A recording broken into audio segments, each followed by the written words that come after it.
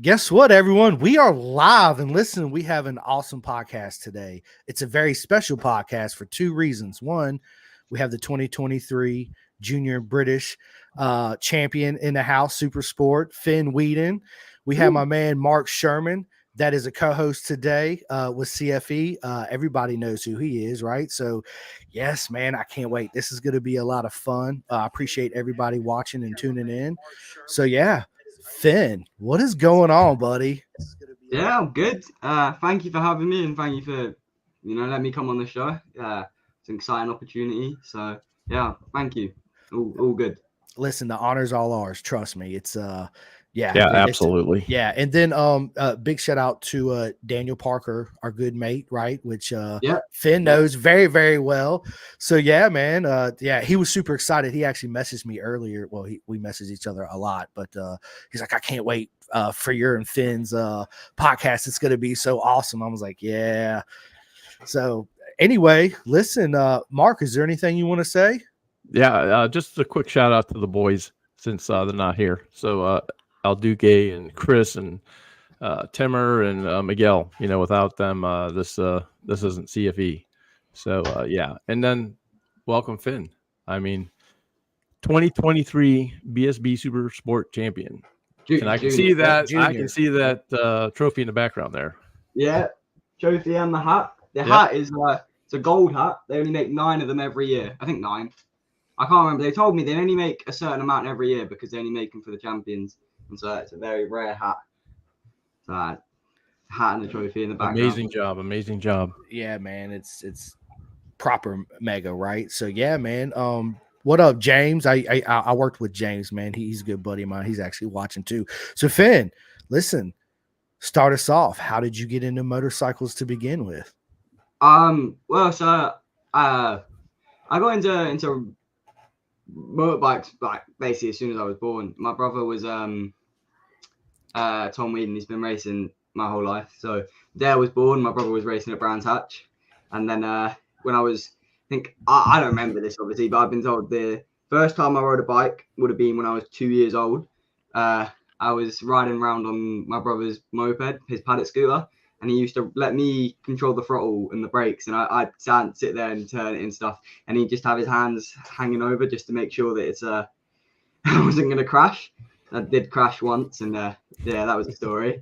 But yeah, so I started like that, and then when I was 4, I tried to go on a mini moto, and I wasn't very quick, so we waited a couple of years, and first time I got on a mini moto properly was when I was 6, and then I raced that when I was 6, and then when I was 8 I got onto a 50 at Fab. So this was all through Fab racing. So I was riding mini motos through Fab racing at like 6, and then metric at 50 at 8, and then metric at 70 at 10, and then I got onto big bikes at 300 at 12, and then obviously the bike I'm riding now, I've got onto that at 13.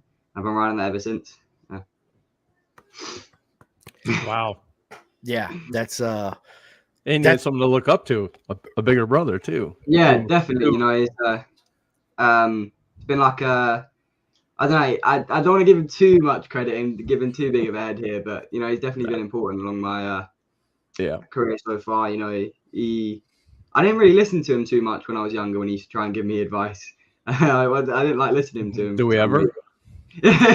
Right, you don't ever want to listen to your older brother. I mean, certain things you do, but when it comes to motorbikes, once you start figuring it out, at a younger age, you're like, I don't need you. I got this. I'm faster than you right now, anyway. Right? Yeah. Yeah, but he's definitely helped me along the way, and he used to take. Well, he's quite a lot older than me, so he's 13 years older than me. So ever since I've been racing, he used to take me out on the pit bikes and on motocross bikes and stuff in the winter, and so he's given up. He's taking me out, so that's his. Yeah, it's good. So he's the old man. I know in a podcast he said that he was asked who his favorite racer is, and of course, who he said, you. Right. That's awesome, man. So I love the family dynamic. You guys stick with each other, and it's pretty cool. It is. It's very impressive to have, especially your brother. have that relationship with them. I think it's very important, especially since you guys do the same thing too, right? Racing. So you understand the lingo and the language. You're telling them, the motorcycle language, the pumps and the understeer and the oversteer and all that good stuff that goes along with it. And yeah, man. So when you guys are together, do you guys talk about motorcycles a lot, or is it just, other brotherly things you guys do?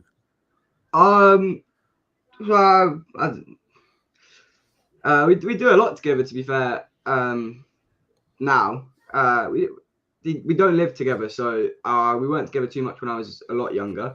But then he used to take, when he was old enough that he was like an adult, he used to take me out every now and then. So we used to do a lot together then. He used to take me shopping and stuff, and just spoil me like a big brother would.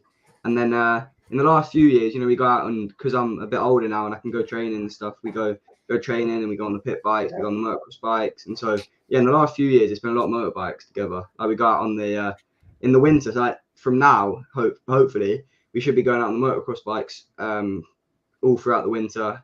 And yeah, that's good fun. Absolutely. Awesome.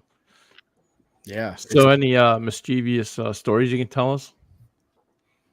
The first one that springs to head is threw yogurt at him when I was, I think, two or three. I was 2 or 3, and I was in the back of the van with him. And even though he's 13 years older than me, we had we still have our arguments, and we have an argument. And it was 3-year-old me, and I throw a load of yogurt at him in the back of the van. Oh man, that's you good. said you started at 6, right? When you really got into racing there, and I know. Do you still keep in contact with any of those racers, like Callum Beach or Josh Watley or any of those guys? Are they still racing? Any of those guys that raced with you back then? Do you know? Yes. I keep in contact with a lot of them, to be fair. So some of the big names that I raced with back then, so like Josh Watley, like you said, he's in Moto 3 now. I don't keep in contact with him really, but it's cool to see that somebody I raced with is in the World Championship. Yep. And then I keep in contact with Casey O'Gorman quite a lot, and Casey's in Junior GP and in British Supersport now. So he is the quickest person to come out from our generation. I think even when at a young age, when I was racing against him, you could see he was just so much quicker than everyone. He's really usually he used to be. He's on the pole quite a bit back then. Yeah, so he's really quick. Yeah, I keep in contact with him, and like you said, Callum races with me this year, so I keep in contact with him, and a lot of the people I raced with back then. They're my closest friends are everyone from racing. Most of the closest people I'm closest to in the world are people who I've met through racing, and I'd say that's where most of my true friends are. At like a racetrack. Facts, right? That's one thing we all love about our sport is how close everybody is in the paddock. Oh yeah, right? Like it is a family for sure, 110%. Yeah. Whether you're across the pond or here, it's the same here. Yeah, absolutely, man. It is. And what's up, Jake Marsh, man? That's my mate right there, my proper mate. You Jake, right? Yeah. So he's one of my best mates, man. Him and his dad and all them. But touching on Casey O'Gorman, man, actually I met him and his dad at Cadwell, and man, they were proper. Got picture and all that with them. So yeah, you guys stay tuned. But yeah, Casey's he was hurt then. Yeah, he was hurt. Yeah, he was walking. Yeah. Pelvis, I think. Pelvis. Yep. Yeah, it was a big crash. He seems to. That is the one thing. He does seem to crash a lot. He's very, very quick. No doubt about that. But he's crashed a fair bit in the time I've known him. Well, I mean, that's part of the game too, right?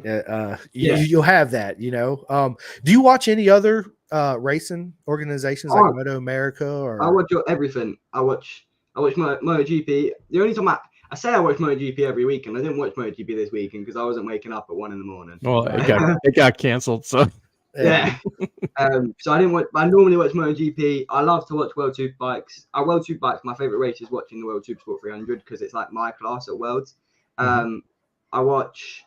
I haven't watched much Moto America. I've watched a few of the races. I watched a few of the Supersport races, to be honest, more than the Superbike ones. But yeah, I watched a few of them. But I can't say I watch it regularly. I like cars as well. I watch the Formula One every weekend. I did stay up to watch the Formula One last night. I was watching the sprint race at midnight last night. Who's your driver? When I started watching Formula One, I quite like Max Verstappen, and I still quite like him, but I feel like it's a bit boring to just say you like Max Verstappen because he just wins everything. Right. So now I quite like rooting for I've always liked rooting for Danny Rick, but it's a bit hard to root for him when he's he's probably one of the most popular ones. Yeah, but it's Ricardo, a bit hard Yeah. But in recent years, I like Lando and I like the whole McLaren team with Oscar. But other people, some people who might not be liked as much, I like Guan Yu Zhou. I think he doesn't really get enough recognition. I think he's done really well in to be a rookie last year and what he's doing this year. I quite like him. Have you ever seen a race in person? Formula One race? Yes. No, I've never been to a Formula One race. I'd love to go to the British Grand Prix. I went to the British Grand Prix for MotoGP a couple of years ago, and I'd love to go to the F1 British Grand Prix, but it's so much more expensive. I mean, nothing taken away from our sport, because our sport obviously is the best sport in the world. But when you see one of those cars go around a 90-degree turn as fast as they go, you're like, how's this even possible? Even just watching videos of them, you watch a MotoGP race and you think they're unbelievable, and then you watch the cars and they carry so much speed because of the downforce they have. It's just crazy. I feel like in real life it'd be amazing, like you said. Yeah, well, I think they put filters on the cameras to slow them down, because I don't think you could physically, catch a car going that fast. Right. Yeah. No. Yeah, dude, I would love to, Finn, go see a Formula One race. That would be And you're right, they're super expensive. I think the ones at Coda, I think your bottom tier ticket was like $500 a ticket. Yeah, so which is insane. For what, Formula One? Yeah. Oh, I think it's more like 2,500. Maybe you forgot the two with the car. Oh, okay. Well, yeah. You're not touching a ticket in Formula One. Like, the British Grand Prix, outrageous. So for me, it would be, I think, £700 just for a ticket. That's without a grandstand or anything. That's just a ticket to get in is £700. Yeah, they're nuts. I mean, I know they were going for almost 5,000 when they went to Miami. So that's insane. Yeah, it's cars. Come on. It's coming back to America in a few weeks, I think. Las Vegas racing in a few weeks, isn't it? Yeah, it is. Yeah, they tried to do 3 here. Did they do Miami this year? Because I know they had problems with it last year. They had Miami this year, and then they're at Austin this weekend, obviously. Yeah. And then I think they go to Vegas. Yeah. No, we got 3. Yeah, dude. You know what, dude? I wish we had a British Superbike race over here in America, and I wish America would go over there and do a race over there with you guys. That would be awesome. Track. That would be awesome, man. Like have cool. Have like America, UK, 3 race header. Like one year do it over here, next year do it over there. I think that would be that would be proper, man. Because And Chris and I were talking, because over in British Superbike, you don't have a lot of the electronics like we do here. I mean, our bikes it's pretty much all electronics, and we talked about what would happen if they could turn a lot of that off here. What kind of racing would we get?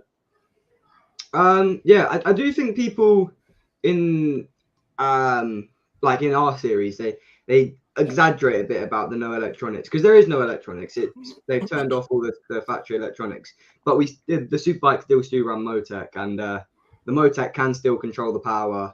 So there's no traction control and there's no anti-wheelie and things like that, but it does control the power a little bit. So there is a slight bit of electronics, just it's a different way of it coming in. So I don't think that the bikes would be too much different, but I think if you turned the electronics off in your championship in America, I do think it would make for some interesting racing, because it would be back down to the rider again to control the power a bit more. Old school proper racing. That's what we want, man. Then it would be a lot closer racing too. You wouldn't have any. You'd be blown out by 8-10 seconds. Facts, right? Yeah, you're right. Absolutely, man. What's going on, Zuby? Some comments here. Yeah, there's a lot of comments. Yeah. There's a lot. Tell me something. How did you get your nickname, Fat Boy Finn? So it's to do with how our accent is where I'm from in England. So there's a DJ called Fat Boy Slim, and so where I'm from in the UK, our accent, we can't say like the TH sound. We can't say th. You just say th as th. So when I was born, then I was called Finn, and this DJ was quite popular. My brother called me Fat Boy Finn, as in Fat Boy Thin, as in Fat Boy Slim. Right. That's awesome. Now, for people in America that don't know, where do you live in England? So compared to London? So I live in Kent, so we're just a little bit southeast of London. So Okay. you see where London is, about 50 miles southeast on the coast in that little bit. Okay, so you're about an hour outside of London then. Yeah, not too far out of London, no. Depends on the traffic. Yeah. Well, if it's Absolutely. it's like here. Yes, depends on the traffic. Yeah, dude, London. So, man, when I was there in London, I'm gonna tell you. So, Daniel Parker picked me up when I flew into Heathrow, and it blew my mind. Like immediately, I'm from America, so I go to jump in on the opposite side of the car. Right, Daniel's like, "Nah, dude, get on the other side," and I was like, "Oh yeah." And then first thing we do is he takes me to London, man. It was everything you think it would be. It's crazy. There's so much down there, so many people, but everybody's always looking down at their phone, right? Not focused on anybody else, what's going on around them at all. Just everybody's in their own, their own little world. But man, they got every store imaginable in London. They have a Chinatown, Italian town, all this. They got Gucci, they got Rolex, they got you name it, they got it. It's I would never want to live in London. I put it to you that way. And if I rented a car in Heathrow, I would have for sure crashed it in London, because when they drive down, Finn, he's laughing. He knows, bro. I'm telling you, Mark, you think it's crazy out here? Nah, bro. London. Well, all the cars are small, and so everything's backwards. Excuse me. So they're we have parking lots there. They're called what? Drive parks or something like that, or car parks. Car parks. Yeah, car parks. Yeah. Yeah, here we have driveways, and then we park our car in a driveway, but we drive in a parkway. Figure that one out. Yeah. I confused them. Yeah, right, huh? Exactly. Yeah. It was crazy too, because I remember going up to my first roundabout with Daniel, man, and it's a 2-lane. We go left, they go right, and then all of a sudden it like dips to the left, dips to the left, dips to the left. I was like, yeah, it's just different, but I loved it, man. I really felt at home. I really did. Was it like that movie? What was it? European Vacation, where you're just spinning around the roundabout, not getting out? Dude, it was it was awesome. But yeah, everybody should go check out London sometime, because it's yeah. Amy and I actually are going to go over. I have a really close friend that actually helped raise me, that's from London, so he invited us over there. So I like to coordinate that with one of the races. Yeah, dude, we can, man. Because dude, listen, I tell everybody, Finn, and I've told you this. What's up, Max Hall? My buddy Jake, Zuby, what's going on? Cameron Myers, Kid Chaos. But Cadwell Park, me and Finn had this conversation when we had our video chat, and me and Sherm Dog did too. I tell everybody, Cadwell's the mecca of motorcycle racing, like the TT is to the roads, right? So that mountain course jump is the most amazing, beautiful thing I've ever seen on a motorcycle. It's just proper. It's hard to put into words. Am I right, Finn? Yeah, no, Cadwell's my favorite track in the UK. No, I just think that's something we need to do then. So is that compared to so I know at Mount Oliver's, which isn't obviously that kind of track, but there's the Jeffrey jumps everyone talks about. What are those? Are they similar? No. So Jeffrey jumps is it's like as you're coming down the hill back from the mountain, not from the mountain, from the hairpin, sorry.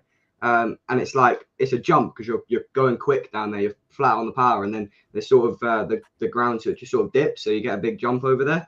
But at Cadwell, it's the mountain, so you're coming up the mountain. Yeah, you're flying off of it. Steep, and then that's when you go off of it, and that's when you get the big wheelies and stuff. Yeah, it's fun watching track day guys get on there after you all been on there, and they get up there and they get that little. Yeah, it was crazy because I showed up on a Tuesday, and I met up with I went to Peter Pittman's bike night. He had Hickman's bike night, and I met Paul, a mate of mine, Paul, and Malcolm Shorter. They actually take pictures, and they're at Cadwell all the time. Yeah. I know. Well, I don't know him, but I've seen Malcolm Shorter's pictures. Yeah. So he's a really good mate of mine. So next time you're out there, I'll tell him to walk up to you and introduce himself. He's a proper bloke, dude. Him and his Paul and both their wives, they were super good to me. Anyway, so they're like, "Well, did you rent a car?" I'm like, "No, I didn't, man." They're like, "Man, well, we'll just come pick you up." So every day, Finn, they pick me up. We went to Cadwell on a Wednesday, and they had a track day there. And I got to walk around the whole place. Yeah, Dude, it was awesome, man. It was the first time because there was nobody there, right? Just regular people riding on the track, right? So I could walk everywhere with no restrictions. And that was my first taste, and it was it's a magical place. It really is. There's nothing like it. And the first time, of course, I went straight. I said, take me straight to the mountain jump. That's the first place I want to go. Forget everything else. Beeline straight there. And of course, you know, the track day guys, they weren't, some of them were going pretty good. But when I seen like Josh Brooks, for instance, hit that jump, dude, my mind blew. I was like, you got to be kidding. Like, cause you see pictures of them, right? And you're like, you know, taking them at different angles, you know, yeah, you're figuring they're probably 2-3 feet. Nah, Brooksy sends it like, proper sends it. It's crazy. Looks like you're in a motocross race. Ryan Vickers was good over it this year. I was watching that. Ryan Vickers was good over it this year. Vickers was Nobby Bear says that Finn is awesome at Cadwell. Yeah, I see that. Yeah. Obviously, it's your favorite track. We've already touched based on that. Mine too, man. So if you could race on any bike in the world and have any teammate, what series would it be and what team would it be? I answered half of this question before in the Late Apex podcast. Any bike, I think I said it wrong in the Late Apex podcast. I remember now. It's the the 2008 MotoGP Yamaha. It was so clean. I remember watching the races back so much as a kid, watching those races. So that bike, and I think teammate. I think it's got to be Rossi. I think you've got to have Rossi as the team. Go. He's the greatest of all time. That's right. You'd learn so much. If I can't have Rossi, I'd have my brother. I'd have my brother as my team. There you go. On the Yamahas. And Simcoe could be third. He'll be the third pick. I'd be the third pick. Chris would be the third pick. I would be the third pick. Yeah, absolutely. But you know what, dude? I would clean your bike for you and do your tire warmers and say, Finn, you got this, bro. Just go out there and have fun and kick ass. You know what I'm saying? So yeah. I'll definitely. Yeah, man, that's awesome, man. So, dude, touching on the Late Apex, that was my good buddy Rich Gibson, Finn's brother Tom, and Jamie. It was their podcast that they had. So you guys go check it out. It's pretty good, man. I like it. I really enjoyed it. It's a great podcast. Love you for saying Rossi and Tom. Sadie Cooper. Yeah. Right. Absolutely. So Sadie, are you a Rossi fan too as well? Obviously. Right. Yeah. Who isn't? I mean, come on. Right. You know, but now we're going to have a lot of Finn fans here in America after this podcast. So yes, we are. Yes. You know what, Finn, we need to get you out here, man, and do a race out here in Moto America. I'd love to do that, to be fair. Yeah. I'd love to come out. It's just the expense of, getting across. But if I could get across and get a team that would let me ride. If you ever got to get across, you got a place to stay. We have an extra room. No. Yep, there you go. Me Don't too. Worry about that. Yeah. We're in about the middle of the country. Not quite the middle, but we're in a southern end of Pennsylvania. Look, Sadie says more of a Finn fan now. Well, who isn't? Yeah, right. That's awesome, Sadie. You're awesome. Yeah, that's good stuff. So what do you do in your downtime, Finn? Like, you watch shows? Do you have a girlfriend? No, I don't have a girlfriend. No. For my downtime, I training. I do training, but I'm not sure that counts as downtime. So, I play lots of computer games, obviously. But I figured that was coming. Yeah. What game do you? What game are you good at? Xbox. Besides the motorcycle games. Yeah. I play lots of racing games. So I play like Ride 4, MotoGP, but I also play. I'm a bit I've got like a bit of a maths brain, so I like manager games and like games that aren't really high paced. I don't play much of Call of Duty or anything like that. I play stuff like I was playing F1 Manager today, and then I was playing. Last few weeks I've been obsessed with City Skylines. It's a really boring game where I sit there and build a city, but satisfies my brain. So it's the complete opposite. Complete opposite of riding motorbikes. There's no adrenaline involved at all. I'm just sitting there building a little city. No, but it actually probably helped you, right? Because you gotta have a brain in there, and it has to be you gotta think pretty quickly, right? Yeah. So you're training your brain at the same time. That's true. I like the building games too, but Emily Whitney says Rossi should have been your second choice. Also, you're not allowed a girlfriend until you are at least 21. 21.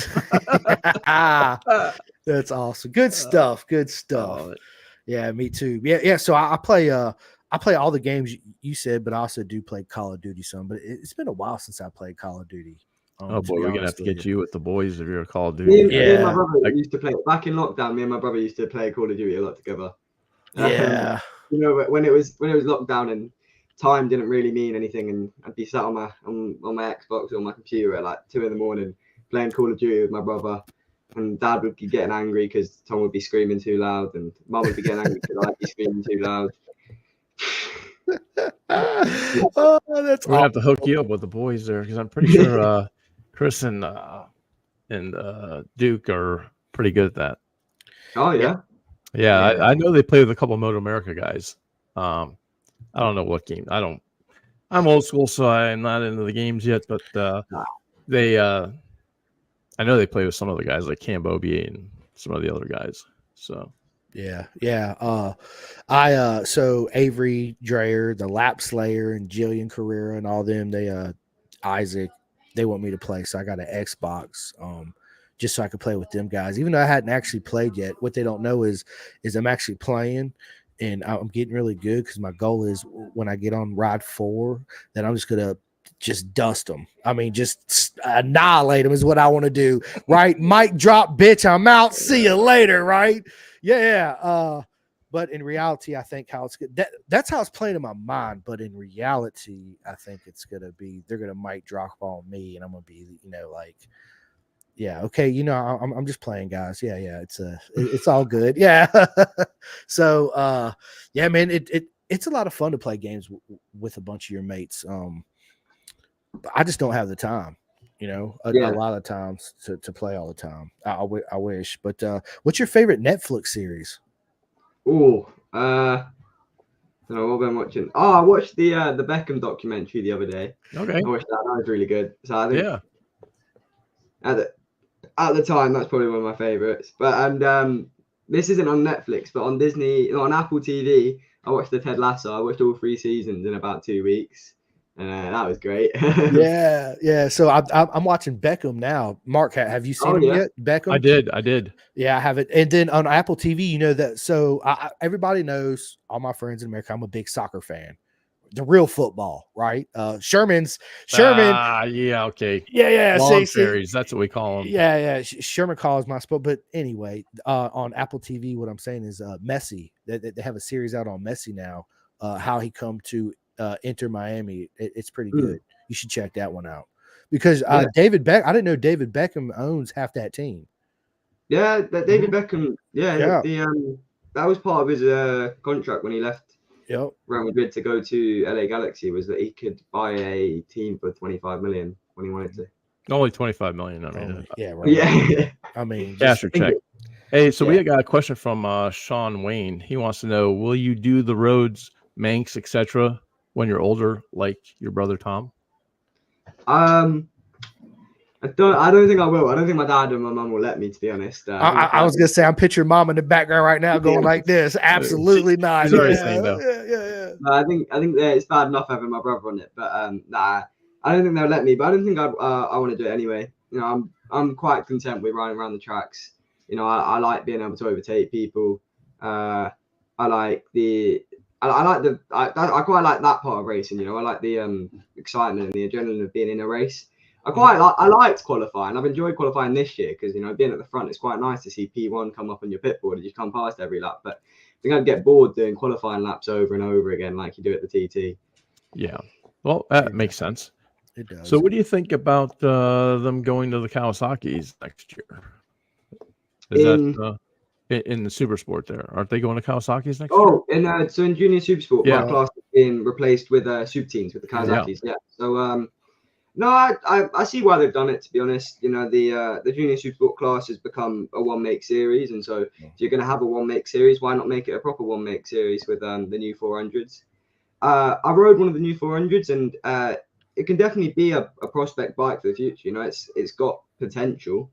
There's a few things they probably need to sort out on it first, but it's got potential to be a good bike to ride, and I think it'll be a good class because with all the bikes being so similar, hopefully the racing will be quite close, and if you get the right riders in it, it could be really good racing next season.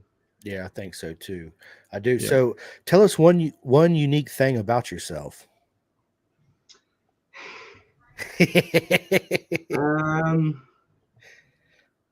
No, can't think of anything. You're a professional motorcycle racer at 16. Right? I could ride a bike super mega fast, right?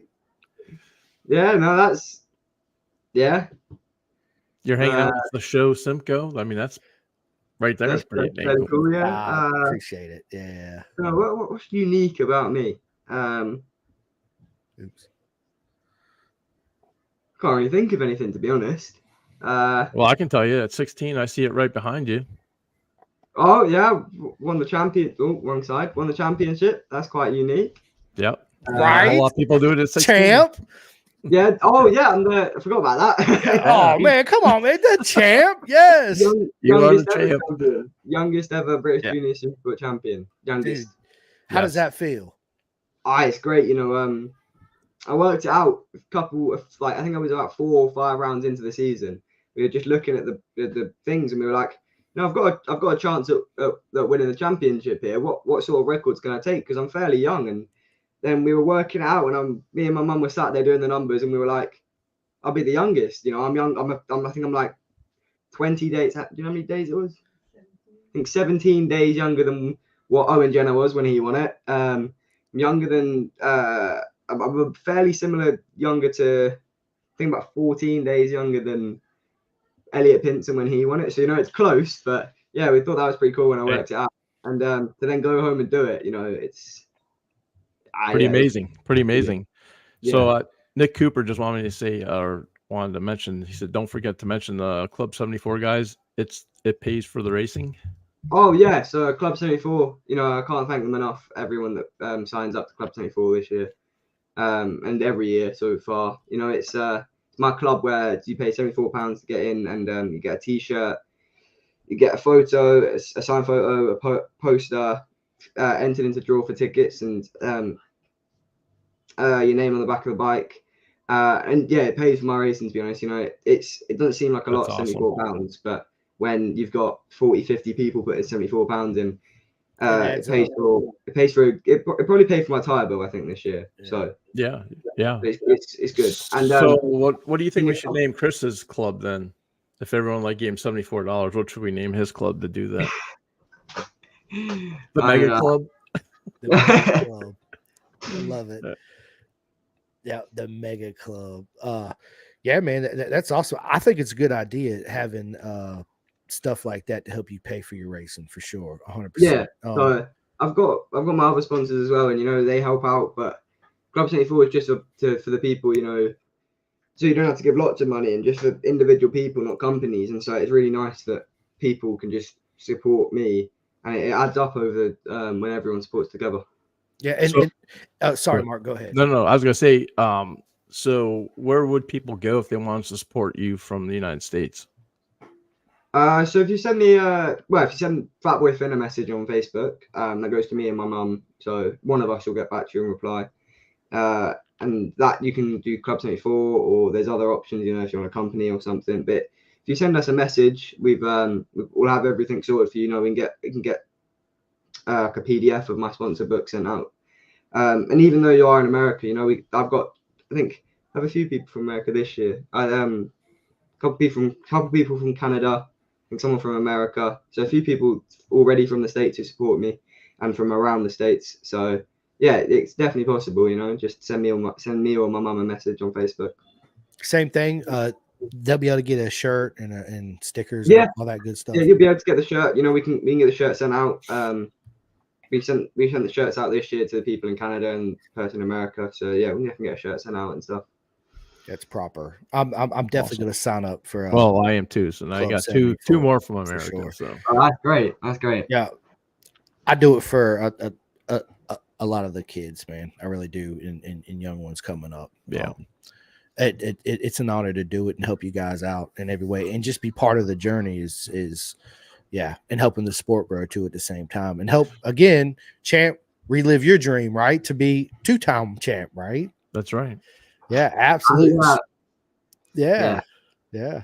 And So, honestly, I mean, it is a way for us to help. I mean, for people to get involved, and it's not like you guys are like our football in America, not your football, but where they're making you guys aren't making $380 million a season, or a contract or something. You guys are No. really putting your life on the line. And Yeah. that's part of what we do here in America. That we let people know. These guys don't make, at least in Motor America, almost. There's only a few people actually get paid to do it. Here, they pay to do it. And so any kind of support any of those guys can get, they're sleeping in vans, taking showers at the track, so I mean, it's just amazing sport all the way around because of that. You just can't say enough about it. And any help that anybody can get and give, is always awesome. Absolutely, can't agree more. Sean Wayne says you win championships with NG Road Racing. Too brilliant. Good luck on the 600s.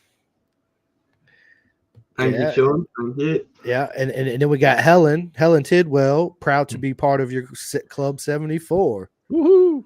Well, you have two more that are going to be part of you here. Yep. And Phil's asked, will I have time to train with Danny in the winter now? Yep. And definitely. I want to get on the pit bike, and if you've got a spare mini motor sitting around, Phil, I'd love to get back out on a mini motor and do some training with Danny. That'd be fun. There you go. Absolutely. And Chris and I can come over and get in the scooter class. Right. The moped class. We'll be the mopedians. I watched that on YouTube the other day. I was like, it was really a lot of fun to watch. I've seen some pictures of the moped races recently, like the where they tune the mopeds out. I think that would be insane. I'd love to do some moped racing. Little 50cc moped that they've tuned out. Banging off each other, and it's all smoking. They do it in Italy. I seen one in Italy. There was they do race Pellinis in Italy, 50cc Pellinis, and they're bored out to like 125s, and they've got like 4 exhausts on the back. It's mental. They're crazy. It looks like a lot of fun. It does. It also looks like it's really going to hurt when you fall standing straight up too, right? It will. Maybe you can just run off of it at the same time, Yeah. Yeah, I see face plant. Yeah. So Finn, do you read or listen to audiobooks at all? Not that I can say, to be honest. Not listen to audiobooks. I read books a lot. I do a lot of reading. Nice. I've got my brother buys me books constantly. He keeps trying to go Tom. There you go, Tom. Nudge me into reading all these motivational books. He keeps nudging me into reading all these motivational books and all these not self-help. What's the word?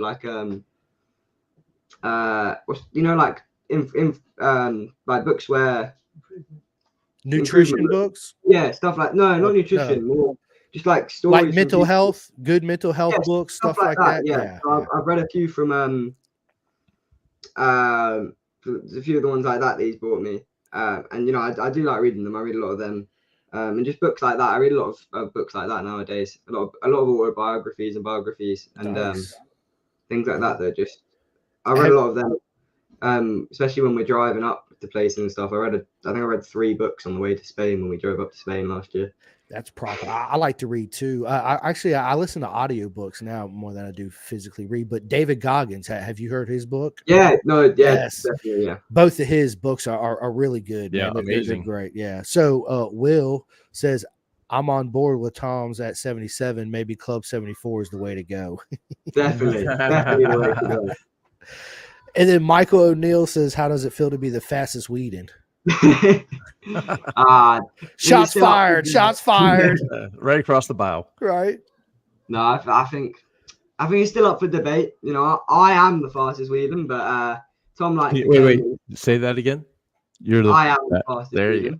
But Tom likes to claim that he's still quicker than me. So we'll see out in testing. We'll both have a bike that's comparable. So I'll finally be able to prove once and for all that I'm quicker than him. I love it. This is good stuff. That's awesome. Oh, wait a second. His brother's calling. Hold on. Yeah, hold up. Tom's on the line right now. Let's see what Tom's got to say. Yeah, that's awesome. Imagine if he did call in. He'd be like, what are you talking about? Yeah. That's good stuff. That is he's put his own comment in. yet to be proven. There he is. Yeah, there he is. Fastest Weeden Tom, brother what on is the 400. up? Yes, fastest Weeden Yeah, brother you on the 400 yet to prove on. yet to be proven on 600. Yeah, Snail. He so- even put the snail on there. Yeah. Oh, I've told him this. I looked at the lap times on my debut in stock 6 last weekend. I had one dry session all weekend, and I did a 34 lap.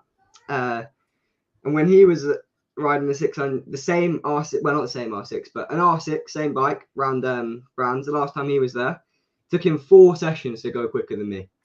3 sessions before that, he was slower than me in everyone, but it took him 4 sessions. oh, here we go. So, So, Tom, you hearing this? by numbers, I am Ding, quicker than him, ding. but I let him believe that he's still quicker than me for a little bit, and then when I go out to Spain in February, and I jump on a 600 and I beat him, then he won't be able to deny it then. But we'll let him. We'll let the debate still be open for a little while longer. Michael O'Neill said, "Did I didn't mean to mention that, but Finn paid me to ask the question." Oh, I love it. Yes, that's awesome, man. Yeah, dude. Yeah. Thanks, Tom, for tuning in, and I can't wait. I've actually been following Tom for a very long time. Actually, I've been following Tom too. That's how I found out about you, Finn. I followed his career with the TT, and then I know he won in 16, and then he had that wreck. I remember following through his. He did a lot of like his videos back then about his recovery. You know, when he crashed there, he'd get. I think he got helicoptered out of there. He got it was pretty bad. He went off into the field there. Yeah. But like you said, that's a whole nother cat. That's a whole nother brain over there. Yeah, I don't really understand how somebody could have that much focus for that long. Like be that long of a track. I mean, to me, and there's no hiccup. I mean, you hiccup and you're done. I mean, you cannot have a brain fart or anything. I mean, you have to be spot on the whole time. That's right, Helen. Road to the Giants. Yeah, that's good. Yes, that's the name of the documentary. Yeah, it is Road to the Giants. He did a proper job on that. Yeah. Like I said, I've been talking to Tom every once in a while on Facebook Messenger. So Tom, I'm gonna be talking to you soon on Facebook Messenger, right? Yeah. Dude, Finn, that's what I'm talking about. Brotherly love, brotherly battles, dude. That's proper, right? And you guys can clown and joke on each other all the time. That's good competition now. It is, right? Zena Maddox says, 2 brothers, 2 champs. Proud of both of them. Kayla says, hello, Finn. Hello. Hi. Do you know her? Yes. Yeah. Zena did a. Is there a story? Zena did a drawing for me actually a few weeks ago. I think it's a few weeks. It might have been a couple months now.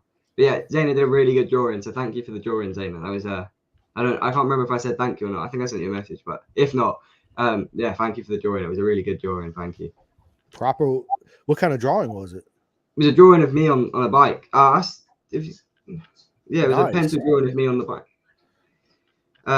So it was from a photo from Brands Hatch, and it's a proper job. It looks amazing. I bet it does. Yeah, man. I would love to see it. It's not nearby where we can see it. I was just asking Mom if she has it, but I don't know where it is, to be honest. It's okay. Mom said she can have a look, but I'm not sure if we know where it is at the moment. Okay. Michael O'Neill, he says, Tom is a good lad, good enough to sign some photos for me. Him on the Irish roads. So you got a lot of fans. And that's another thing about our sport too, that's really super cool, important, is that you guys are all accessible, especially our paddock here is, you may pay $90 for 3 days and our pack is fully open.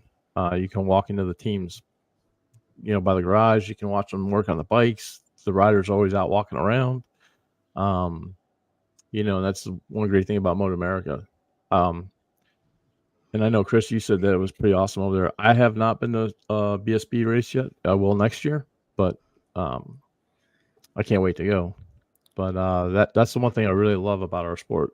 People are accessible. Yeah.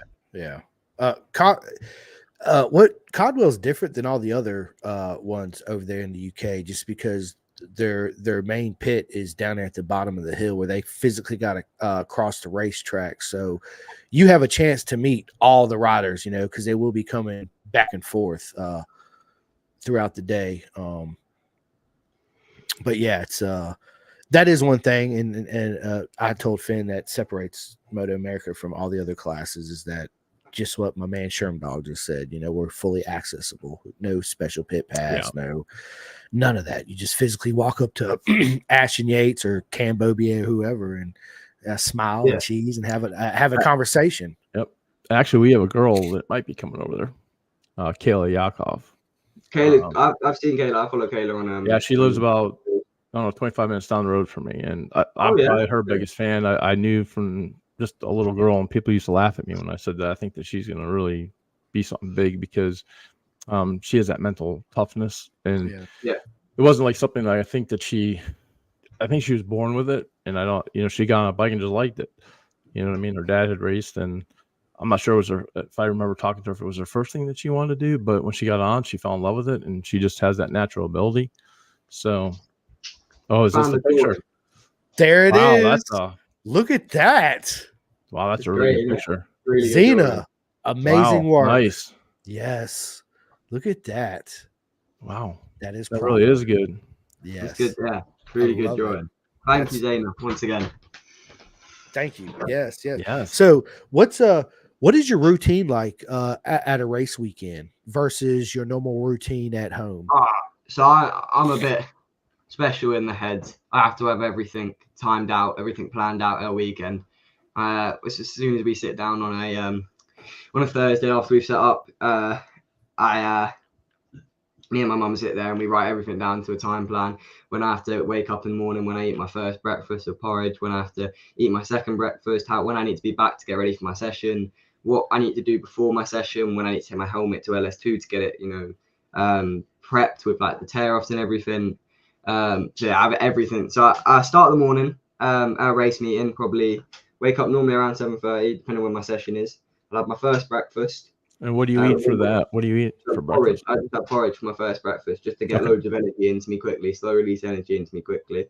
And then I'll be half an hour before my session. I'll stick my levers on. I don't like being in my levers too early because I just feel like I get all like I don't like it. It just doesn't sit well with me. And then I put my helmet on as late as possible. So I'm gonna put my helmet on 4 or 5 minutes before I'm about to go out.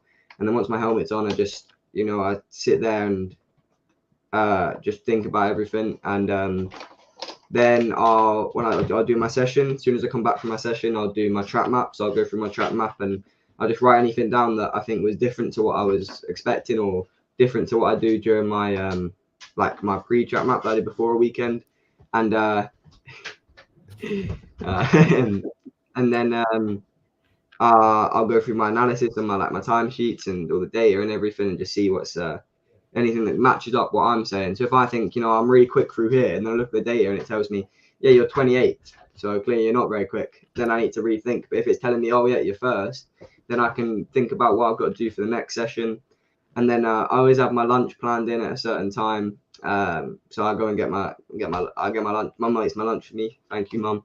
And then I have my lunch at a certain time, so that way I can have it early enough that it's not still digesting before my race. And then before a race, I'll get my levers on 40 minutes before, and then I'll sit there and I'll focus on everything. And I'll just try and get myself into that zone where I'm just thinking, I try and get myself into that zone where nothing else, like where you just go completely cold. Down to business. Yeah. So I do that. And then again, after my session, even if it's a race and I've won, every single session, whether it's good, bad, indifferent, I always do my track map and I always do my analysis because I think that's so important. And so that's always straight after my session. But yeah, so that's probably my sort of.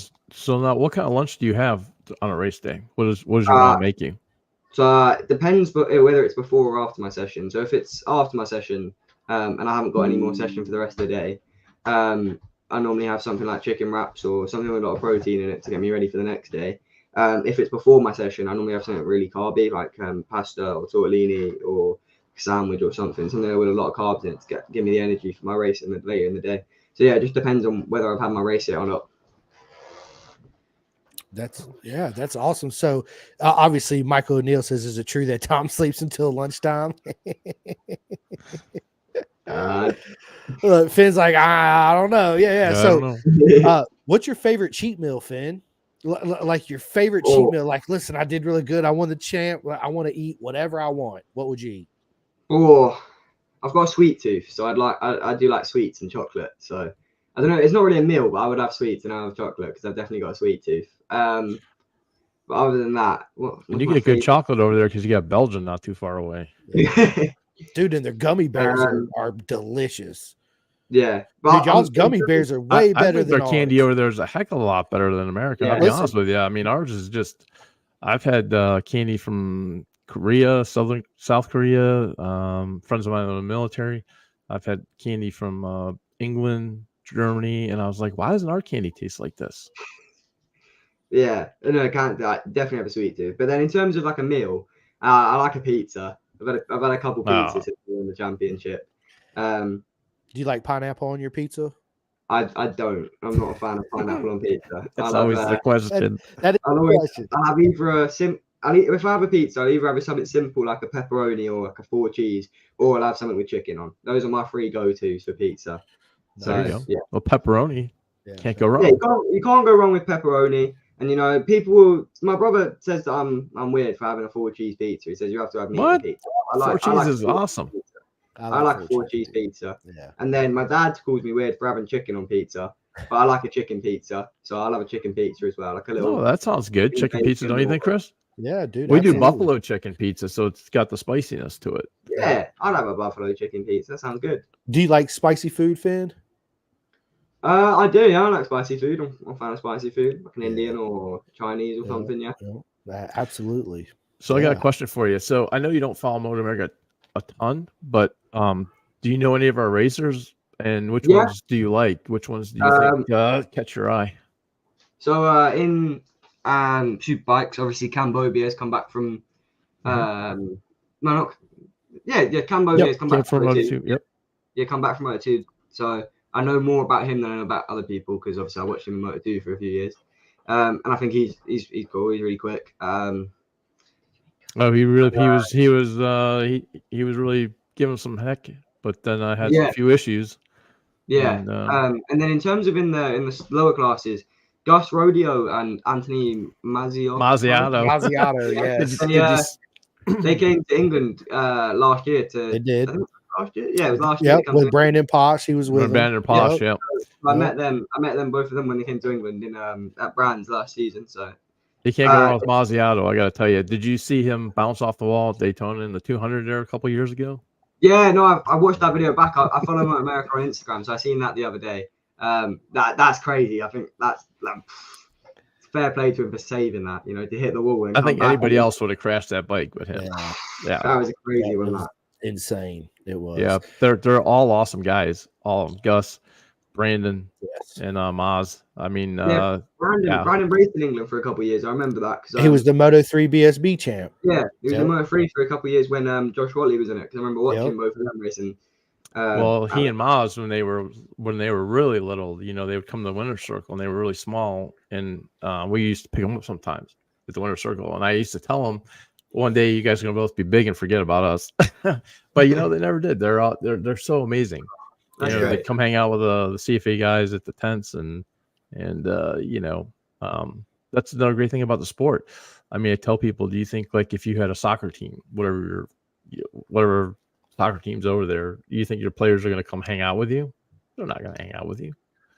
You know, not like at our races. I think just because of like the sport and what the sport is and the dangers, obviously, but just you know everything about the sport. I think it really brings out the family environment. You know, it's like a big family at a race meet. I think everyone from the riders, the mechanics, the team personnel, the spectators, it's all just turned into a big family if you're at a race meet, I think. Yeah, for sure. Yeah. And we've talked about this before, how other teams help other teams, even though they're competing against each other, where, you know, if you have a part and you broke and they're like, no, we want you to, we'll help you out. My biggest rival this year was Lennon Doherty and his team, Sim Cirrus. I crashed out of the race at, what was it? Alton Park. Crashed our race at Alton Park in the first race. It was quite a big accident. I didn't hurt too much, but it was quite a big crash in terms of it was high speed, and I completely broke my exhaust. My exhaust was well, not my exhaust. My end can was dented so far they had come into the inside, so it was dented on the inside. And they were fighting me directly in the championship, and I wouldn't have done as well if I hadn't had an exhaust. I might not have been able to race, and I asked them if they had a spare one, and they were happy to give it to me. So that's what it's like. They gave me a spare end can to use on the bike, even though we were fighting directly with each other in the championship, and it would have helped them if they hadn't helped me. So yeah. And you know what? It made it. It just put you back in the race, and why would they want to run a race that they that you weren't in? I mean, it just for me, it's just yeah. You just don't find that in any other sport. It doesn't matter. Really, even other motorsports aren't like that either, like cars or necessarily. But compared, I mean, imagine that happening in F1, right? Yeah, I mean, Lewis Hamilton going to Max Verstappen. Hey, man, I need that. They'd say, that's not happening. Yeah, that's not happening at all. Yeah, but that's what makes it amazing. It just Alex Nash says, "Hi Finn, well done on the championship." Thank you, Alex. Thank you. Yeah, I've got the so Will Kearney was talking about my championship helmet. I've got it next to me. My mum just went and got it. If you want to see it, yes, I do. absolutely. I was actually gonna pull that one up after this one. I've just thought I've got it here. Wow, look at that beautiful thing. That thing is. That is beautiful. That is. Oh my God. It's so nice. Thank you, Dan Miller, for painting this for me. So who did it? Dan Miller, KDC Coatings. There, wow. I've just put the lighting right. You can see the 74s. I do. It is amazing. Yes, it is gold leaf on the top. It's beautiful. I love the carbon fiber look too. And that's an LS2. Yeah, it's an LS2 helmet, and then Dan's painted with gold leaf, and then with gold paint beautiful. on the back. And then my mum's done the vinyl for the front for the visor. Wow, she did a great job. Thank you, Dan. Thank you. Yes, she did. Good job, Mom. Proper for sure. Yeah, there you go. Display so everybody can see it. Yeah, put it up there. So I know Mom is there. So how does she feel about both of you guys racing? Is she always biting her nails? Is she or is she just used to it because Tom started and So me and Tom have different mums actually. So mum's just my mum. Okay. Me and Tom just share a dad. But I don't know. What do you think, Mum? Are you always biting your nails, or you jump in for this bit? Are you worried? Yeah, bring Mom in. Yeah, bring Mom in. Come on in, Mom. Come on, Mom. It's the first mom. Look, there congratulations. You're the first mom we've had on the podcast. That's it. Absolutely. Yes. Yes. So how do you go ahead? So I'm always frightened. I have to say I'm always frightened. And whenever he changes bike size, I'm always convinced he's doing it too early. So when his dad moved him up to the metric 15, I was like, I don't think, he's just he'll never be able to change gear. He can't reach the ground. And then they did it. And then when he moved up to 300, I thought, this is my 12-year-old and he couldn't. We have photographs where he's tiptoeing and Steve had had to lower everything down. So I'm always frightened when he changes up. And usually I say something silly like, just drive around at 20 or 30 miles an hour just until you get used to that. And there are times when I say things like, Paddock Hill Bends, the first time he did that, I said, I'll be watching. Don't even think about driving crazy there. And the first time he was in Cadwell, don't even think about trying to do it. I kind of threaten him, but ultimately I'm hugely proud of him. And the more I see, the more skill, that he develops. So I trust him, but it doesn't stop me being frightened. And if he crashes, I just usually go into kind of like stasis until I know what's going on. I don't always know, and Finn probably can tell you quite a funny story, but I don't always know because I don't see much because I work at the pit board, and so I don't see anything apart from the pit boarder goes out, he shoots past, and then I have to wait the minute or the 2 minutes till he's back again.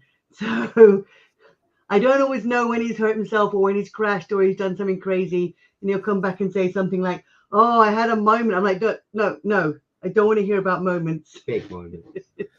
So that's it. I'm aware that everything is dangerous, and he's skilled, and I think this year he showed that he's learned to not take unnecessary risks. There was a year where his favorite phrase was, "If I'm not crashing, how do I know where the edge is?" Not a phrase I was particularly comfortable with. Right. Did crash a fair bit. He did crash a lot. The old saying of just send it. Just send it. Yeah. In the gas. But That's it. I sent it a little bit too much that year. Yeah. And Well, that's how you find the limit. Yeah. I found the limit. Yeah, right. Well, now I know I mean, where it's at. Yeah, back in the Jorge Lorenzo used to never be scared. You remember I was watching a documentary on him, and he would ride like with no fear. And after 3 big crashes, he was like, okay, he was done doing that. But that's just a loving mom, though. That of course you'd feel that way for sure. But I didn't know that you did the pit port. So this is a whole family thing. Yeah, you're all involved in it. We are. So Dad, Steve, on the pit board they have the TVs, and is that Captain Jack? They call him Captain Jack Sparrow. Yeah, Captain Jack, yeah. So he'll watch the TVs, where they're on the pit wall. They'll have the TVs with the timing screens. Yeah. And then I'm by the pit window, and I have my phone, and I only get to see the timing screen once they've gone past the start finish line. But he can see a bit more, and he can see the TV. So we're kind of renowned for having a few arguments, because he does stupid things. He reads the wrong line, so he'll tell me he's got a 4-second gap, and he doesn't. He's 4 seconds behind the person in front, but the person behind him is half a second. So we end up shouting at each other quite a lot. And but yeah, so I pit board and I shout to him, and I just saw there's a comment, someone, don't take our pit window. They become a thing. We fight for our pit windows. We go and select our pit window, and I stick like a little sticker on the pit window, like on lunchtime on Thursday, and that's sometimes too late. Right. Yeah. This is my spot. Nobody take it. You claim that spot. That's it. Because Finn is very particular about where he wants the pit board, because he gets a bit cross sometimes. And he doesn't always read his pit board, which is also quite. Always try and read it. Yeah. Right. But Sometimes as you get up in the bigger bikes, it's gonna be harder to read that pit board. Because I'm going fast. Like how you read a pit board 180 miles an hour. On the L6, especially at brands. I don't know. I hope I'll get used to it as I get more adjusted to it. But on the 400, it's throttle on, sit there and wait for the straight to end. On the 600, I was coming out the last corner, and I'm trying to keep the front down and keep the rear controlled, and adjust everything. Not like hard. It's not hard for me, but it's extra things to do, more things to focus on, and I'm going so much quicker. Then when I try and look at the pit board, I can't see it because I've already gone past it. Yeah. And I'm like, I need to get better at that. But yeah, so definitely what you said. I always wondered why. I don't think it would be a safety problem, but why can't they? They can't have anything in your ear like every other sport. Motorsports has a way to communicate to the driver. It's not on the dash or something, but it's in their ear. Even our baseball here, even the pitchers now have something in their ear, or in their hat. We are allowed stuff on the dash nowadays in like the bigger classes. So, like GP, Superbikes, Worlds. I think even other classes a bit lower than that. You can have things on the dash now to tell you what to do. They just have to be a bit cryptic. And I think just in terms of having something in the ear, I think it's just just like a traditional sort of thing that that's what I'm figuring. Yeah, as it is. I think that's what all it is there. Yeah, for sure. Yeah. But it's messed up a lot of people in races where they've got black flagged or something and they didn't see it, and they claimed it went on their dash, but they didn't see it. But yeah, it happens. So Michael O'Neill says, "What's your plans for next year?" Bye, Mom. It was an honor to talk to you. It was yes, awesome. Absolutely. I love your mother. She is she's awesome. Absolutely. So that's a champion. That's a champion mother there. Yeah, champion team, man. Yeah, absolutely. So Michael O'Neill, what's your plans for next year, Finn? So we've got a couple of things in the pipeline at the moment. I can't announce anything yet, but I don't even know. I'm not confirmed what I'm doing next year, so I definitely can't announce anything because I don't really know. But we've got a couple of things in the pipeline, and it's looking exciting. which either way we go, it should be a fast year. Should be on something a lot quicker.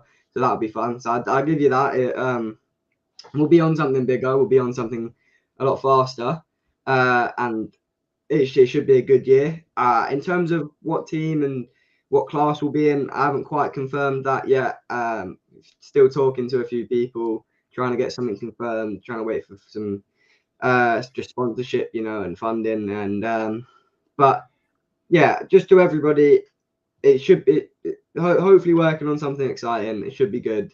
And as soon as I get everything confirmed, I can't wait to announce it. It'll be whichever direction we end up going. It should be good. It should be a quick year, and it should be a good step up for me, definitely.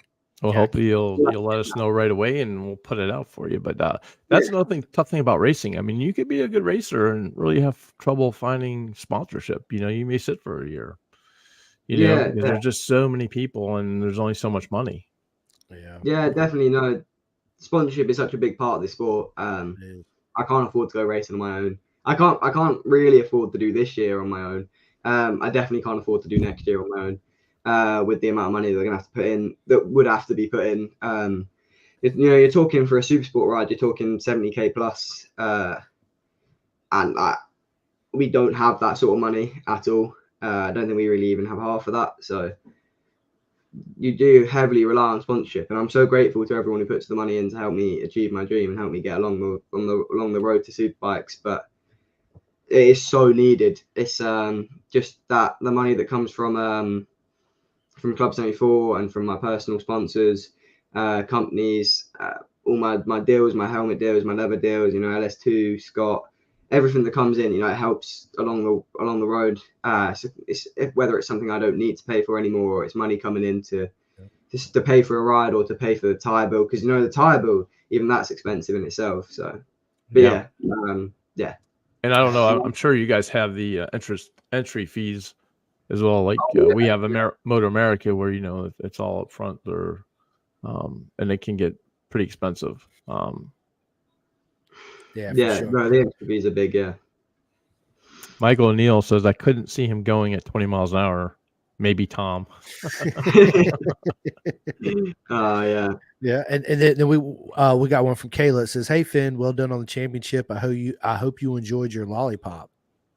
Yeah, thank you for the lollipop. Is this cryptic messaging? No.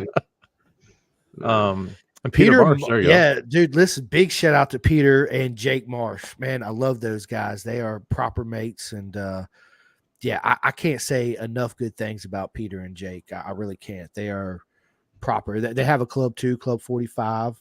Jake the Snake, Marsh. You guys go check them out too as well. But yes, Peter, love Finn's mom, but he would never take her pit window. That's awesome. But get well soon to Jake as well. He's on his crutches at the moment with his ankle. Is it ankle or is it? I think it's his foot. ankle. Yeah, it is his foot. You're right. Yeah, yeah, pretty sure. Yeah. So get well soon, Jake, and get a pit bike sorted for this winter. There you go. Absolutely. And then Nobi says, never seen anyone do happy to crash when you jumped out the back of the recovery van with the exhaust can in your hands. So tell us about that. Yeah, so that was back in 2019. That was my first time, first year on a big bike, and it was at Brands Hatch. I remember exactly what she's talking about. I broke my leg that year, and I was scared to crash for the rest of the year. Once I recovered, I wasn't in the best place, to be honest, in terms of my riding, because I wasn't going quick enough because I was scared to crash, because I hadn't had a crash, and the amount of trauma I went through getting back from breaking my leg, it was a big thing. And then I was really enjoying riding a big bike for the first time at the end of the year. I was at Brands Hatch, and I had a big crash at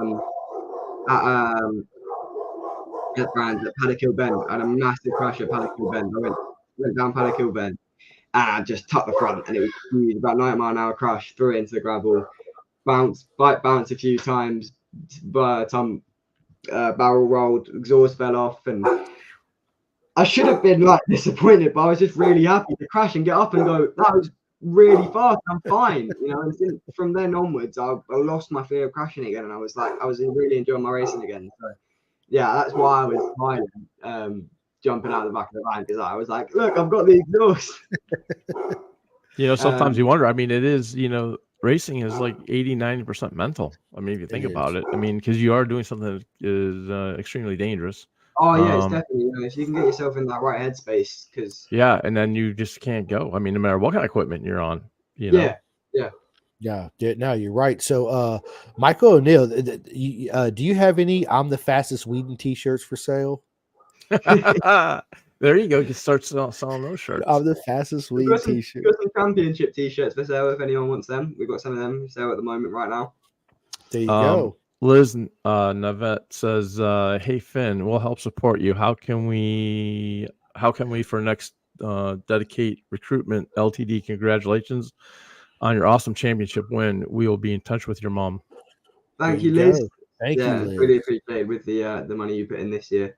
Thank you, and if you can get back on board next year, it'd be great. Yep, Thank she you. said for We next gotta get year everybody too. on board for you. Yeah, We yeah. try to get some people here. Yeah, absolutely. Get on, Club 74. Absolutely. Yep. Club 74. Also, like I've been talking to several Junior Cup riders out here too about doing a what do you call it? Not an auction, but a raffle, right? Like signed helmet, signed boots, raffle it all the proceeds go to you in your racing season to help you out. Have you ever thought about doing anything like that? Yeah, we Dan Miller gave us a little bit of an idea last weekend about doing some helmets, getting some more helmets made up, some championship helmets, and raffling them off. And I gave a couple of my gloves. Well, I gave a set of gloves away at the on the grid at Brands last weekend when we were celebrating the win. That's awesome. So I gave some signed gloves away, and I now have no current gloves for pre-season. So Knox, if you're watching, I may be sending you a message soon. Sorry. Listen, I have a pair of Knox. They're great gloves.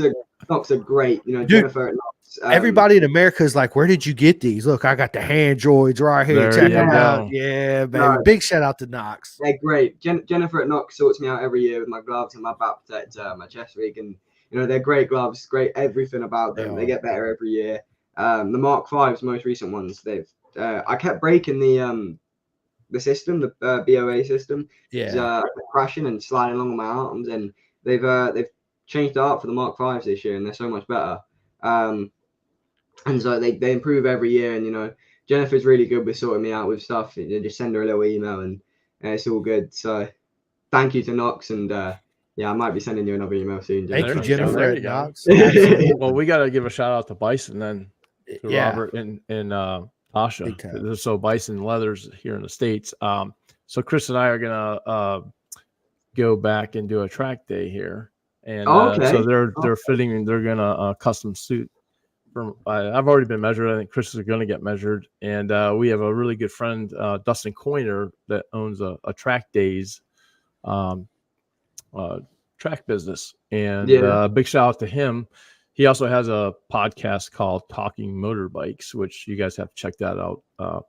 He's a really awesome guy, and I just want to give them a shout out. I know Lily Duke want to know where I can find a championship shirts. Are they on sale now? So apparently I shouldn't have said anything, because my mum said they were just in Club 74 at the moment, but said if there's enough interest, she'll open it up to everyone on. Okay, so Lily Duke can go to Club 74, sign up, and get a championship. Either Club 74, or I think the mum's saying they'll be open to everybody now. So if there's enough interest, so if you just send me a message on Facebook and Fatboy Finn a message, me or my mum will get back to you. Same as. All right, there you go, Lily. Yeah. So basically, everybody could just message Fatboy Finn on Facebook Messenger and get a shirt from you. Yeah, if you send a message to me to Fatboy Finn on Facebook Messenger, me or my mum will get back to you. I think what's the price for £25 for a t-shirt? Just because it's quite expensive for us to make. But yeah, so if you just send us a message, we'll get back to you, send you a long payment details, and get them sent out. Yeah, well, I need to put you in touch with my man Martin from the Clothing Kings. Yeah. So I got him making obviously Jake. They make Jake's clothes and hats too. They also do my merch too. Pin the gas. So yeah, I'll put you in touch with them. He's happy. Dude, he takes care of everything. Shipping, everything. You don't got to do anything. He takes care of the whole 9 yards. Yeah. directly from there. So when we get off the podcast, we can chat all about that later. Yeah. Okay. Liz Yeah, also for sure. wanted to say no problem. We are totally behind you, Finn. Yep. So Thank you, Liz. Thank you. Yeah, Really great. Yeah, as everybody is too, man. Yeah, for how sure. could you not be? You're like a really cool guy. I mean, come Yeah. on. You know, for someone that's 16, you got a great personality. You know, you know what you want. You're a champion already. You've got the right mindset. You know, you have that very methodical brain that likes to put things. Yeah, no, definitely. And he's the 2023 BSB Junior Super Sport champion. Yes, let's go, my man. Yeah. Yes, congratulations, dude. That's awesome. I love saying it. That's forever. That's forever and ever. Can never be taken away. When you have kids down the road and they're like, "Dad, you're really slow." I mean, come on, what'd you do? Because it will happen. Trust me. Yeah, it will. No, my kid's gonna be even quicker than me. Once I have kids, isn't it? Me and my brother and Fenton and everyone, we're gonna be once Tom has kids. Any of the kids coming through the next generation, my kids will be like, "You rode bikes when they smoked." And they were only 500 cc. I mean, come on. Right? Yeah. What is wrong with you? What do you mean? Yeah. You know, wheelie control, no launch control. Yeah. You guys were proper slow back then, right? No. That's about right. Yeah, right. So look at the riding style. You used to have your helmet in the middle of the bike and lean off. You know how everything's like rubbing elbows and shoulders. Yeah, it's true. The game's changed, but you know, a lot of that's got to do with all the electronics too on the bikes. You know, that helps tremendously. Yeah. Well, when you're tipping a bike at 60 some degrees, that's insane.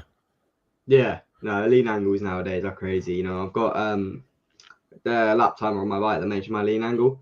So it's crazy watching the when you look at the data and you look at the lean angles that you're pulling on there. So it's crazy, isn't it? Hey, Mel Royal wanted to say, and Georgia's Smart First Best Podcast. Your mom is awesome. I gotta tell you, she is. Yeah, absolutely. So we got another one coming in, Sadie. Yep. Oh, the most grounded but mature, humble rider with the best racing family behind him deserves to get the chance to go all the way. Agreed. I agree, Sadie. You know, we absolutely. Michael O'Neill says Tom has his beauty regimen to follow. Who is Michael O'Neill? Are you guys obviously are friends, mates, or? Yeah, so I think Michael's one of my my brother's supporters. Definitely a part of Club 77, for sure. So just a lot of people from the paddock. We're all quite close like this. So they like to razz. They like to razz both of you guys a little bit. You know, back and forth between the brothers. Yeah, that's awesome. That's American style there. It is. Yeah. And listen, Mama, you don't have to whisper. You're absolutely, you can talk. Yeah, for sure. Yeah, we got to introduce you to all the to America too. Yeah. You're part of the team. Absolutely. Team 74. That's right. BSB champ. Man, that's awesome, dude. So listen, Finn, if we was to make a documentary on your life, right? What actor would play you in your own documentary? So you prepared me for this question. I did. Don't say Mr. Bean, whatever you do. Mr. Bean. My mom disagrees with me because, and I think most people will probably disagree with me. I think Tom Cruise would make a great me, but he is about 40 years too old. So, well, the young Tom Cruise, a young Tom Cruise, definitely. Yeah, but in terms of today's act, he's a little bit too old to play me. But with CGI now, they can make him look your age, no problem. Well, if I can pick Tom Cruise, then I think Tom Cruise would play me. If I could make him grow a bit though. I'm not 5'7". No, People think I'm 5'7". No. So, and who does Mom think would play you? Who do you think would play me, Mom? Mom didn't have a person. She just disagreed with Tom Cruise. She said he was far too old. But what do you think, Mom? So I'd pick an old person only because I would pick the guys that I think I would fall in love with. So I would go for John Cusack. Oh, proper John Cusack, man. I ain't heard that name in a long time. Yeah. I used to hang around Chicago. I lived in Chicago for a couple of years. I used to hang around everywhere I thought he might be. Oh, did you? Now, see, I'm from Chicago. I grew up there. That's where I'm from. I lived on 10 West Chestnut. Okay. Yep. Actually, I grew up just north of Chicago, but yeah, wasn't obviously you go to the city all the time. I worked in the back of the yards Oh, okay. in a So did you enjoy Chicago? Once I got used to the difference in American life compared to UK life, yeah, absolutely. Because I was in the National Guard as well. Nice. Nice. So tell me, well, you come back come on back camera on. for a second here. I want to ask you something, if you can. What is the difference between UK life and American life? Because I know a lot of people ask, and So I was in my 20s when I lived in Chicago. It was a long time ago. It was like the late 80s. And there were just some weird things, like your idea of convenience was anywhere you can drive a car to, whereas in Britain, convenience was I can go out of my house in the advert break to buy, a pint of milk. Whereas in Chicago, if you walk anywhere, they think you're completely crazy. In fact, many people thought I was completely crazy because I didn't carry a gun because I lived in Chicago and I walked around by myself. And especially my National Guard friends, they used to think I was mad. So I was like, I'm not having a gun. And, I had friends who had guns and I had to hide them in my car when we were traveling places, driving me crazy. And then people would say, you must come round for dinner. And they never would invite you. Oh yeah, you know what? That is true. People do say a lot of things and then don't follow through. Yeah. So if someone said to you, do you want to come round in the UK? I think pretty much you would expect a proper invitation. So yeah. Well, I was actually kind of raised by a guy from London, so I actually eat like the British people do. I use my fork and knife on everything, and people always say to you, "Why are you playing with your food?" I push everything with the fork, with the knife onto the fork. And yeah, so everyone kind of laughs at me. But it's I was a turncoat. I kind of got used to the idea of cutting all my food up and then just using my fork. And putting the knife down and then switching the hand. Yeah. And yeah, it's that was really, too much work. It's really obvious. That's a big change. People were just more bouncy. The people I worked with bounced a lot. Like hyperactive bounce, like couldn't sit down. Yeah, they just used to yell a lot, and they thought everything was funny. I was the only girl because I'm an engineer, so I worked in the drawing office, and I was the only girl, and they were always really goofing around me all the time. Not too serious. They never stopped. Yeah. I do notice that over in Europe, though. I mean, people tend to be a little more serious over there than here. It's definitely a different way of life for sure. Oh man, no, listen, I loved it when I went to the UK. I stayed at Kenwick Park. The first thing that tripped me off, man, I showed up, I wasn't used to taking trains anywhere, right? So I showed up. He picked me up at Heathrow. We did London. I got on 2 trains. I had been up since Monday at 3 a.m. that morning. I arrived in the UK at 6 a.m. London for 6 hours, then 2 trains, then a cab to the hotel. And I got there and I remember I was just sweating. I was so hot, right? And so I get up in my room and actually I didn't start sweating until I opened up the hotel door. I walk in Kenwick and it's like a sauna in that bad boy. I'm like, oh my God.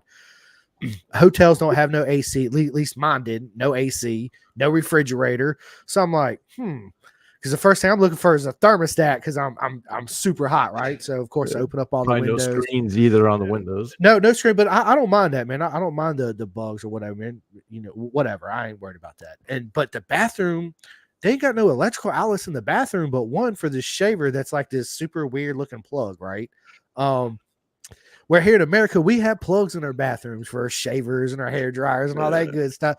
Nothing. And it was, but people were the awesome. Regulations, you see. So I am an electrical engineer, so I know about plugs in bathrooms.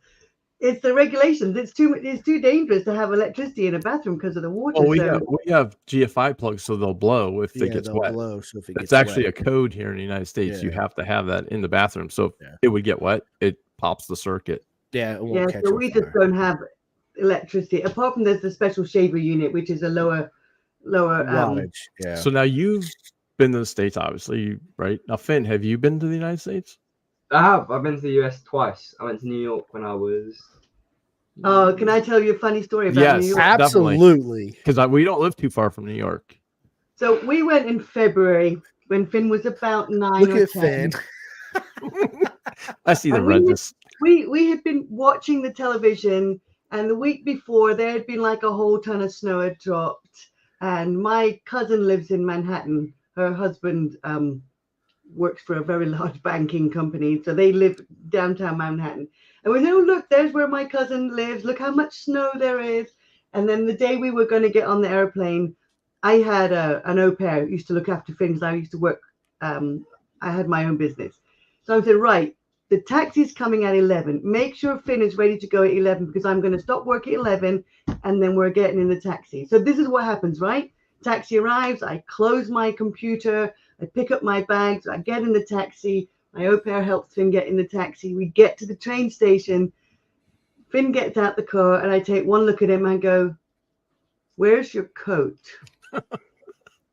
He said to me, "You didn't tell me to bring a coat." So we had to go to New York, which was pretty cold, Yeah. without a coat for Finn. Now, he did at least have a body warmer. He wore a body warmer. The first thing we had to do was buy, gloves and a scarf and a hat. So we have a New York, gloves, hat, scarf, because we needed them for Finn to walk around. It gets New pretty York. windy It was between Yeah. those very cold. buildings. And then I took him to Chicago a couple of years later. I was It working. was just as cold. It was just as cold. I'd say, We're not- I will say Chicago's even colder because you have that lake wind Oak is Beach nuts. was like -3. Yeah. It's cold in that. Yeah. I think it was, I went to school in the better south side of Chicago there at the University of Chicago. So yeah, it's It can It's get cold in nuts. Chicago. nuts. But you want to talk about pizza, Finn? Chicago, hands down, I don't care what anybody says in the United States, has the best pizza in the world. It's not New York, because New York's all bread and like this much topping. But he Yeah. had a hot dog. He had a Chicago hot dog. Oh, the Vienna, yeah, the red hot, yeah. I love They the Chicago put salt dog. on it. They put a pickle. And the Yeah, sport everybody- pepper and the relish, dude. That's my favorite Yeah. hot dog in the world. We have one down the right. street called Chicago Bob's. I just went there yesterday. Thank God I don't live there anymore, because you wouldn't be able to fit me on camera. Yeah, they're good. They're so good. But I'm I'm an I old eat guy them now, all so night. my kids are a little Shit. bit older, obviously older than Finn, but yeah, it's definitely Chicago is an awesome place. I New ran him York. around Chicago. I said, "Come here," and I went here. This is where I used to live, and we went to the Hard Rock Cafe because I used to fancy the barman there. Right now, And yep. I made him. We must have done, I think, 30,000 steps. I was there for work, so he was being babysat for a few days. But the few days I took him out, I made him go. And we went to Navy Pier, which didn't exist when I lived in Chicago. So that was And now it really- has the big Ferris wheel on it, and we did that. didn't we? Grant Finn Park. didn't like heights, so I took him on the Ferris wheel.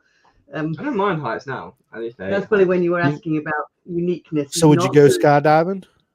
I would now. I'm not too bad with heights now. I No, quite would like- you go skydiving? It's not too bad till you get to the door, and then I'd you're like, definitely go skydiving. I'd love to go skydiving. I think that'd I've be done great. it. Yeah, it's awesome. did you, Chris? How did Yeah, you, did you like it? Dude, listen, I was scared to climb on a roof, right? And then when I was out in Phoenix going to MMI, two of my best friends were like, "Hey, we're gonna come out and visit you." I was like, "Yeah, okay. If you come out, I'll go skydiving." Sure enough, here come these fools showed up for stay with me for 2 weeks, and I had to go skydiving. So it was, man, it was the best adrenaline rush I ever had in my life. Hands down, absolutely. Because when you make that full commitment of I'm actually going to jump out of this plane, right? Two things are going to happen. My chute's either going to open or it's not, right? So you got to accept your fate when you jump out that plane. But it was, man, I'm telling you, it was like the best roller coaster you ever been on, right? That feeling, that drop times a million, because you have no safety. There's nothing. It's you're floating in the air like this, and birds are eye level. It's just it's an emotion hard to explain, but I think you should do it, Finn. I'm with it. I'd love to do it. Me and my brother have been talking about it, to be fair. Tom, Right. yes. Well, hold Do off it. on it. Let us come over there and we can all do it together. That would Yeah, be definitely. scream That at would- each other on the way down. We'll be like, Facts. Why do we do this? Mom's like, you're not going skydiving. Mama's What are like, you talking about? absolutely What are you not. talking about?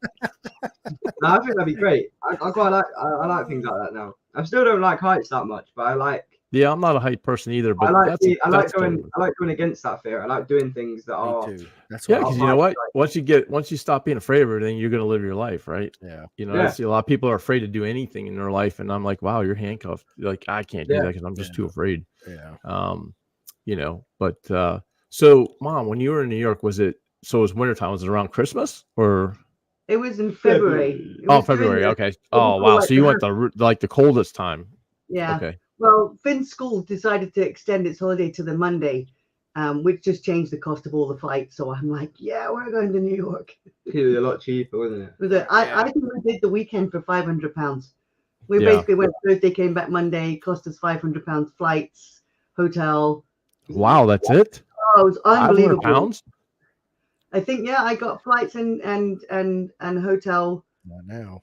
We were at the £500. Daytona 200 this year, which is our it's a 200 race at Daytona Speedway, and I took one of our cheaper carrier Spirit down to Orlando, and I was pulling into the airport in Orlando with a rental car, and I got a notice from the guy I flew down with. He calls me and says, "Hey, you know they canceled the flight," and I was like, "Are you kidding me?" So everyone else is like complaining, and there's long lines. I'm like, I'm out of here. Just give me the refund. Boom, I'm gone. Two of our carriers just to go from Florida to Pennsylvania, which isn't, it's like 1,000, 1,400 miles maybe, $1,400 one way. Yeah, we don't fly if it costs. It's crazy. It's crazy. Right. No, I go with it. I did get I did. He was doing a lot of stuff on the background for me as I was trying to take care of the stuff at the airport, but ended up getting a pretty cheap flight on Southwest. But but it's crazy anymore to fly. That's what it was for me to come out there to the UK, to Heathrow from DC. It was about $1,200 US.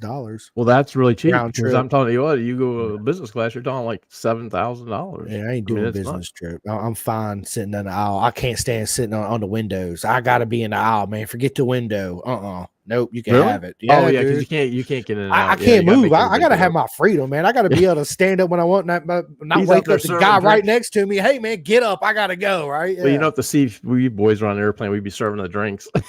We steal the cart and go up and down and just serve people drinks. I mean, that works too, right? Yeah. So Will Kearney says, big shout out to Tom for winning the Classic Superbike champion this year at Scarborough. Yeah, absolutely.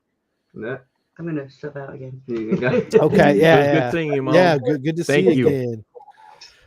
And Gil Hannah says, "Ooh, look at you, XX Stunner." Yep. X. Yep. And Paul Cottrell says, "You lot are effing fabulous. Keep it up. You eccentrics, ha ha ha. Back at you all the way, Finn." Yep. Yeah, and go ahead, Mark. Then it looks like there might be Finn 2. 2 questions for Finn. If your dad Steve had to choose either the TT with Tom or BSB with you, and who taught you how to grass track? It was Tom. And that was from Paul Owen. I'm not. Depends what you're referring to, but if you're talking about the Osset, when I used to ride the Osset around at the TT in the paddock, we used to when it rained at the TT or at the Manx and Tom couldn't go out because he can't race in the rain at the TT. He'd just take me out in the Osset and we'd go slide around on the grass in the wet, and that was Tom taking me around on the Osset in the wet and the grass. That was great. In terms of the first question, I'm not sure. Always the TT. I think it's got to be the TT, to be honest. I don't think Dad can miss the TT, just because of what it is. But it's magical. Yeah. Yeah. Oh, the grass at BSB. Yeah, the grass at BSB. I think I've done that a few too many times this year.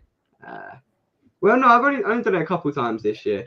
But it was but I've been on the grass at BSB my fair amount of times, and I'm not sure that's where I should be. I think I need to stay on the on the asphalt, not the grass part, green part. On the tarmac, yeah, for sure. On the tarmac, not the grass. No, there's a video of me at Silverstone last year. I think I went completely cut the track on the grass because I just couldn't make it around the corner, and then I got pushed onto the grass this year, and the grass almost lost the front around the grass. Yeah, then I went on the gravel into the grass at Brands last year. Yeah, I've been on the grass plenty of times. I'm hoping I don't go back on it again. Well, Chris and I might be calling you for some pointers. I haven't been on track in like 6.5 years, and we're just going to do a track day together. So it'll be amazing.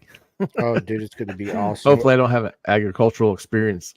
No, Yeah. it'll be fun. It'll be fun. And we'll try to get Jules because Jules. Yeah, Jules. Yeah. We would have get. And big shout out to out there, Jules. too. Big Yeah, shout out to Jules. absolutely. Yeah. And Paul, this is from Paul, man. Thank you so much, Paul. I appreciate it. Yeah. If you're not on the grass, you're not, You're pushing. That's right? What Yeah. I guess so. Right. So yeah, man. Well, Yeah, you're right. So Finn, check it out, man. We've been at this for almost an hour and 40 minutes already, right? I know, and it don't even seem like that, right?